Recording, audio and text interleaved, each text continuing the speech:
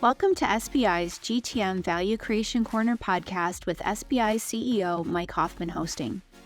In this episode, Mike is joined by Matt Sharrers, Executive Chairman and former CEO of SBI, to discuss the challenges every second CEO faces when they take over from a company founder.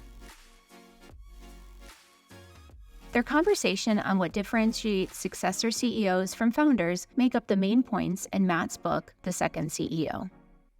Hey, Matt. Welcome to the show. What's up, Hoff? Nice to be a guest. Yeah, it's good to have you. I think we've only done one other one together, and you were the host, and I was the guest. So this is going to be fun. We've been meaning to do this for a while. So I wanted to have you on, Matt, because your new book just launched, and I think it's relevant to a lot of the CEOs that we deal with, and especially a lot of PE-backed CEOs that we spend time with. So it is the second CEO following the founder. So, first of all, I'm pretty sure most of our audience knows who you are, but if you can do a quick intro, your background, and then I want to know what drove you to write the book. Yeah, so I am Matt Sharrers. One of the roles I play is I am still the chairman of SBI. I was its first employee, followed the founders into the business, I guess, 16 years ago, and was fortunate to be the CEO from 2017 to 22 until my good friend and our COO at the time, Mr. Hoffman, took over as SBI's third CEO. Now I spend my time, when I'm not supporting Mike and the team and leading the board as our chairman at SBI, I've got a firm that I started called ETJ Advisory, which is dedicated to coaching CEOs. And ironically, Hoff, to your point about why I wrote the book, is 6 of the 8 CEOs that I coach are second CEOs following founders and doing so in a private equity-backed environment. Something I know a little bit about because that's what I was. So that my impetus to write the book, to your direct question, Hoff, was I felt like there have been 2,000 books written on how to be a CEO and 3,000 on how to be a founder. But combining those two and understanding how to follow a founder CEO and what that means culturally, what that means for the team, and what that means for the person, whether they're inside or outside, there really wasn't a manual, an operating manual written for that. And I lived that, succeeding Greg Alexander, who was our co-founder and first CEO. I made a bunch of mistakes. I got a couple things right, but then also with some of my board work, I got to see it in a different way. 20 years in and around private equity and all the founder succession I'd seen, I felt like there was a better way to kind of nail the operating plan, but also help these second CEOs have a roadmap. So that was the inspiration. All right, good. So let me ask you a question and put you on the spot a little bit. But before I actually sat in the seat, all of this talk about no CEO, there's no preparation, there's sort of finishing school and nothing prepares you for the job. And you kind of sit there from the outside and you go, well, that just sounds like bullshit, but it's not. And everybody who's been a CEO realizes it's like opening Pandora's box and you go, oh man, I didn't know that was going to be in there. Right. What are the unique aspects, if you bulleted a couple of them, of being the CEO that follows the founder? Yeah, Hoff, I think there's a couple. Number one is the recognition that a founder starts a business not because they want to be a CEO. They start a business because they see a problem. They're driven by solving said problem, whether product or service. They become a CEO by default. It's like, okay, well, someone's got to run the company, and this was, quote, my idea, says the founder. So they didn't wake up saying, I want to be a professional manager known as a chief executive officer. They had a problem. They end up that way. So very often it's trial by fire for them because these are creative, visionary, right? High drive people, high risk tolerance. And some of the elements of running a business, especially at its certain levels of scale, actually doesn't really fit in the persona of a founder. And the world needs founders because without them, none of us would have any jobs. On the flip side, the world needs scalers, second, third CEOs who can methodically take a plan and execute. So that was a big one. I think the second one was seeing a lot of surprises. Mike, in the line of work that SBI is in, and especially the amount of time that I spent in private equity, which is how you and I met, 12 years ago, 13 years ago, I sat in a lot of diligence meetings with private equity investors who would ask SBI, hey, what do you think of this business? Do you think it can grow? So we would provide some diligence for them. And I would listen to these conversations about the CEO and them saying, hey, we probably need to change out the CEO. But I didn't feel like there was always enough sensitivity for the cultural implications, whether you promote the second CEO from the inside or you go to the outside. And also just some of the nuances, especially in a private equity-backed environment when there is a shot clock. And people like to say, hey, we're long-term investors, Mike, right? We're long-term investors, we need to return capital to our LPs, and it would be great if you could deliver the value creation plan in under 5 years. So that's part of what another part of what drove me to write the book. Did you find any, so on the inside-outside comment, have you found any patterns in your research and your work on whether or not the people from the inside work out better, people from the outside? Is there any pattern to it? Yeah. Classic consulting answer, Hoff. It depends. Here's what I would tell you on inside versus outside. On smaller companies, and when I say smaller, I don't mean smaller by revenue. I mean less sophisticated from a maturity standpoint, where the founder still has so much cultural impact. Their hands in multiple functions, and they may have figureheads leading functions, but they are calling all of the shots.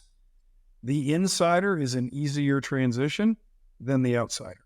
And for this simple reason, culturally, the body rejects the organ. When you go to the outside with that amount of cultural implication and people who are so loyal to the founder, the business is actually secondary, right? So you can almost insert the founder's name. Sally, Joe, Susan, Barbara, David, and those people happen to be in said business. Versus you have a business where maybe it has had more scale. The founder has been forced just by natural sort of, growth milestones to put in a more professionalized management team, to do some things creatively to create scale and delegation, where those businesses are a little more ready-made to have somebody come in from the outside. The last one, Hoff, I would tell you another interesting insight was so many of the founders that I spoke to in the research for the book wanted to leave the role earlier, but their commitment to people, their nerves of what's going to happen to the business, because when you start a business, and I can even relate to this being the first employee and joining Greg, Aaron, and Mike as early as I did, it becomes like a child, right? So if you have 3 kids, business is number 4. And that's a really hard thing to hand over to somebody else from the outside. That's good. And I can see how, in every situation where you're picking a CEO, the culture piece becomes an aspect of that. And I could see, especially the founder always has a stamp on the organization. And so on the inside, someone who understands the upbringing and that culture. And frankly, I would say, at SBI, right, me being the third CEO, there are still elements of that, right? The company was young enough and the culture was strong enough that you retain that over time. So I can see how that would be a challenge. What about functional, and I don't want to say functional deficiencies or things when you come in as the second CEO, is there a pattern there as well? Like, hey, this was neglected or that was neglected? Yep. Yeah. So, Hoff, one of the things I noticed, and, I have some permitted quotes and sound bites from some great founders in the book, is founder-led organizations structurally start to take on the shape that orients around the founder's strengths. So what do I mean by that, right? If you have a very commercially oriented founder who likes to be out front with clients, and he or she is amazing at opening up new accounts, bringing in business, knowing all these relationships, the organizational design and the structure of how it works takes shape in a very unscalable fashion behind this larger-than-life founder who's a rainmaker and a visionary of let's go get business. Or you could have a founder who doesn't like doing that, but they're behind the scenes. They like coming up with ideas, creating intellectual property, working on systems, but they don't have enough appreciation for how business is getting done in the field. How is the work getting delivered? How are the products being used? So what ends up happening is the organizational design, different from somebody like you, Hoff, who, right, skilled operator, been a multiple time operating partner in private equity, you think very structured, and you would look at an organization in a very sanitized way, and you wouldn't look at the nuances of the founder preference and the founder personality as a design principle to organizing the business. So that was a big learning. Yeah, I can see, and I had a chance to observe last week. There was a second CEO of a company. This was with a very, very large, call it a top 5 for sure, private equity firm. There was a founder CEO sitting next to a second CEO, and the founder CEO was very product oriented, and the one who was a second CEO following the founder was very much operational and commercial. And there was one point where the second CEO said to the first product focused CEO, "I don't understand what you just said, but I'll take your word for it." Exactly. So it was interesting. Hey, how do you deal with, so, now whether it's a commercially focused CEO or it's a product focused CEO that is the founder CEO, there's emotion that goes into that. And does the second CEO have to eliminate some of the emotional attachment? So I guess that's part one of the question. And second, how do you play that dynamic with the passion that the founder CEO has, especially if they're still involved in the business? Yeah. Well, so I think second question first, Mike, if in the use cases where the founder actually leaves and the second CEO has a little more latitude, not that the founder doesn't have value and insight to offer, the ability for the second CEO to have free reign to make decisions and to build their team, right? Something, Hoff, you and I always talk often about is the move from the team to your team. That's whether you're the ninth CEO, the second CEO, it happens at every organization, but it's specifically unique in that situation. So I think if the founder has left the business, it's actually easier for the second CEO with the right board, and we talk about that in the book, to move the business forward with probably more velocity versus a situation where you've got a founder who maybe gets liquidity for the first time, they're exhausted, they move to a board role, they're not really sure how to be a board member. Most founders don't make good board members. And so many of the deal partners from private equity of big name firms that you and I would know who are skilled investors and have done this for decades would tell you a founder on the board for more than a year usually doesn't work. And it's not an indictment of the founder. It's just the fact that the second CEO needs to be able to move forward. The founder is always going to be forceful with opinions. The team will always be wondering, hey, did the founder say this? Can I call them? Can I back channel? So working through that separation of roles or responsibilities, it can be really tricky. So where the founder goes, right? Because in some cases, Mike, some founders go back to an operating role. I'm not a big fan of that. Some founders go to the board. If properly sequestered, it can work, but you got to be careful. And then some just exit, maybe keep some money in the business, but they are, a limited partner, no different than a pension fund. They're waiting for the next exit, and they get their money when the company sells again. Mm-hmm. Yeah, I see these situations where, I'm picking common titles where the founder CEO goes into a role called, maybe they're the chief technology officer if they're a product person, and maybe that's one that works out. But then you get like head of strategy or chief evangelist, and they're still independent. And I worked in one of those at one point where the CTO was the original founder of the company, and it was kind of like it was a little bit of tiptoeing. Oh, totally. Even our relationship, right, is with me being a second CEO, but being here as long as I have, you and I defined a very clear set of things I do for our board and for you and the team. And I have a scorecard, literally. And I talk about this in the book. I have a job description as somebody who is responsible to Mike and our private equity investor at SBI. And that's my spec. I help on M&A. I do some few things. I open some doors, and that's it.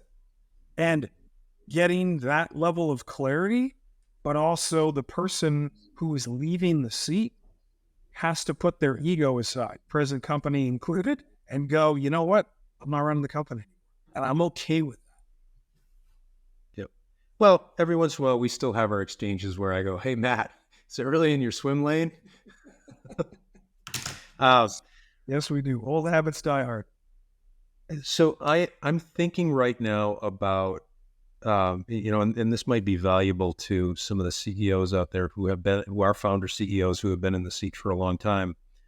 And I'm thinking about a company that we've got some level of engagement with right now, where the founder CEO has been in place for 20 plus years since the company was founded. And I think there are people from the outside that look at it and say, that may have run its course. Do you have advice for founder CEOs of like, hey, this is how you know when it's time for you to pass the baton? Yeah. So I think there's a couple of components at the start of the book that we talk about relative to how do I know it's time?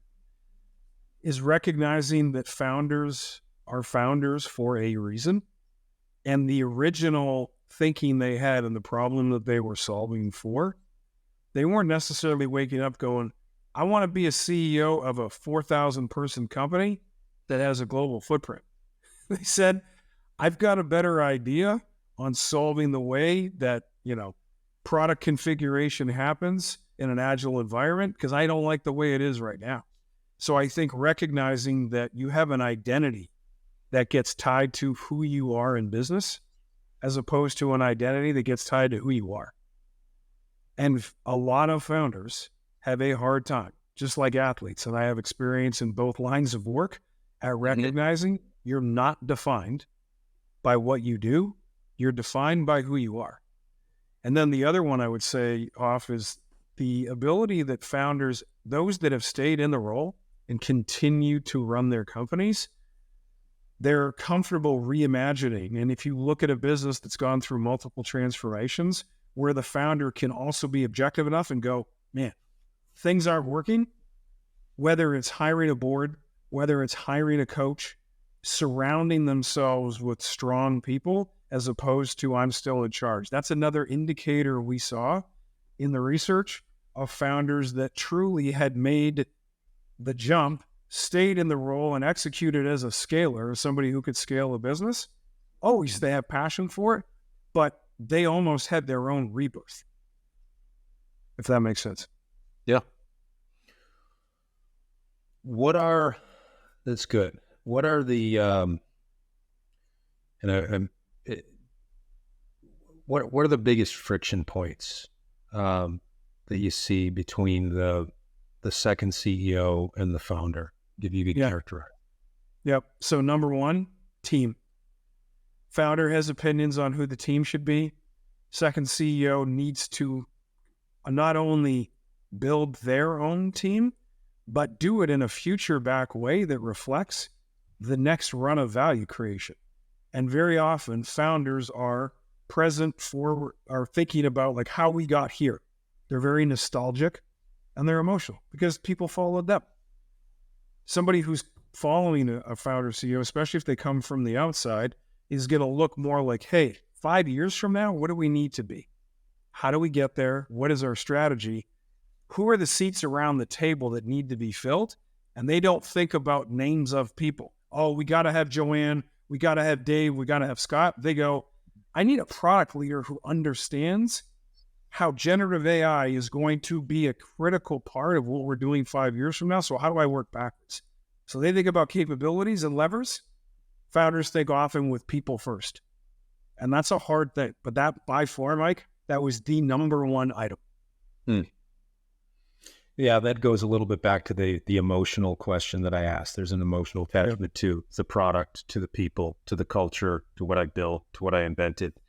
Yes. And the second CEO has to take a more, I guess I'll call it an antiseptic look at it. That's a good word. Yeah, that's a good phrase. And Hoff, the second one I would tell you, it was a distant second, is the number of initiatives happening in the business. Founders are addicted to things, happening, initiatives, ideas. Let's do this. And they have initiative creep. And we all know some people who, quote, have a lot of good ideas. But you got to be able to say no to the good ones to say yes to the great ones. And a second CEO typically has more rigor, especially if they've been in the inside, because they felt the pressure of trying to run the trains and the train station's too busy. Mm-hmm. Got it. A little bit of this, I want to make sure we don't paint the wrong picture. The second CEO is this, I said the word antiseptic, this cold-hearted, but I don't think that's necessarily the case. The second CEO has to make some hard decisions that maybe the founder CEO didn't have to make, or wasn't at a point to have to. Yeah, I think that's right. And Mike, I can look, the differences between Greg and I. I don't have Greg's visionary ideation capability. Greg would tell you he's not as people-oriented as I am, right? I was very commercial, right? But I also know the difference between you and me, right? You're a better operator. You think better about multiple dimensions in the business than I do. So the move of putting you in the CEO seat of SBI also said SBI needs something different from 22 to 27, et cetera. Yeah, I am antiseptic twice removed, and I'll wear that badge. So, all right, is there anything? So, a couple of things. So, one, for our audience, I have a whole stack of signed copies of this. So, so I can, SBI can be an outlet for your book, but also I think you can get it on Amazon and Audible. What are the things that I missed? Like, if you were gonna get a couple of pieces of advice or leave people with 3 pieces of advice, whether I brought it up or didn't bring it up, like, what are the kind of 3 takeaways you'd give people? Yeah, I would say for things we didn't talk about, I think if you come from the inside as a second CEO, the first 90 days, you got to operate like you came from the outside.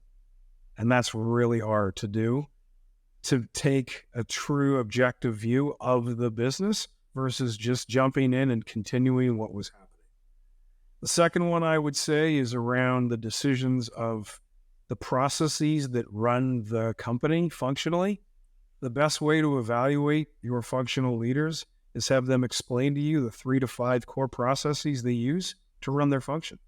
Because it allows you to take human emotion out of it, right? Which we talked about earlier in the show. Mm-hmm. And then number 3, I would say, Mike, would be around the concept of the team, and not the team of functional leaders, but the team around the CEO who's in the succession seat, which is, do you have a coach and somebody who can guide you? I was fortunate that I had Tim Stratman as an outside source who was just amazing for what I needed. Do you have a couple of peers, people in the seat going through what you're going through? And then do you have a mentor or two? Somebody who's done what you are trying to do? Because like you said, it's a lonely job, but community helps. And as I talk to a lot of second CEOs about, like, hey, tell me about your Senate, tell me about your kitchen cabinet, or terms people would use, we found some consistency around how people built their own power team. Mm-hmm. Good. Yeah, if I were going to add one thing to the team, is your investors, whether they're on the private equity side, whether they're true private equity or venture capital, they've probably seen around a few corners before. Yeah. With a second CEO, so that is part of your team as well. Matt, this has been great. We have to do these more often. I agree, man. I do. I have your phone number. So, this has been terrific. Matt, congratulations on your book. Thanks. It was, I did have a chance to read it. It was great read, and appreciate you coming on the show today. I appreciate it very much, and thanks for taking the time to feature me. All right, take care. Thanks, Matt. You've been listening to SBI's GTM Value Creation Corner podcast with CEO Mike Hoffman hosting. Visit SBIgrowth.com to read SBI's latest research, join upcoming events, or learn about SBI's GTM services. Don't forget to subscribe to this podcast and connect with us on LinkedIn.